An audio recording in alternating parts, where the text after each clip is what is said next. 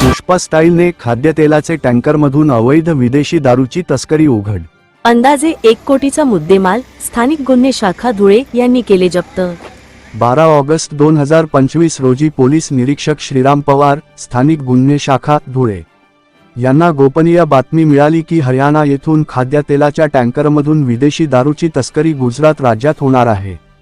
त्यानुसार माननीय पोलीस अधीक्षक श्री श्रीकांत धिवरे यांचे मार्गदर्शनाखाली स्थानिक गुन्हे शाखा धुळे व नरडाणा पोलीस ठाणे यांचे संयुक्त पथक तयार करून नाकाबंदी करण्यात आली.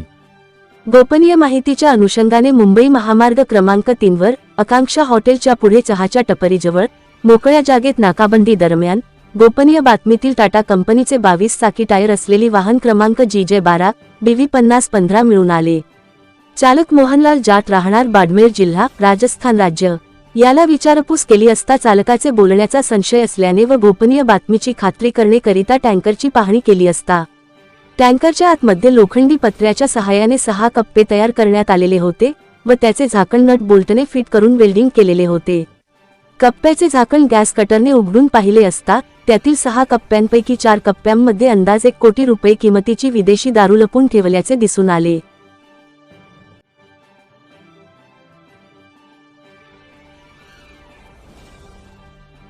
दिनांक 13 ऑगस्ट रोजी हरियाणा येथून खाद्यतेलाच्या टँकर मधून अवैध दारूची वाहतूक धुळे मार्गे गुजरात येथे होणार आहे याबाबत गोपनीय माहिती मिळाली होती.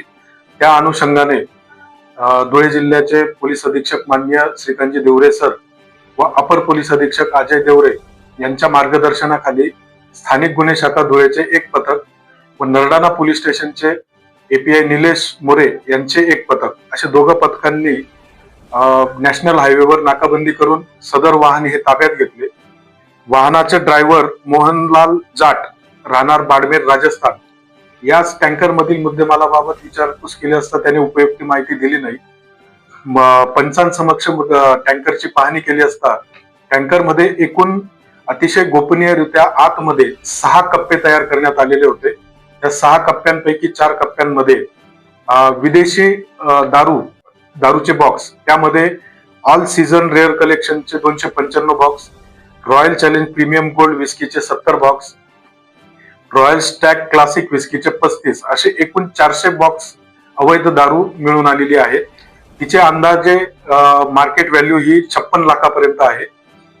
सदर टँकर हे गुजरात येथे कुठे चाललेले होते या अनुषंगाने नरडाणा पोलीस स्टेशन येथे गुन्हा दाखल करून पुढील तपास करण्याची तजवीज केलेली आहे.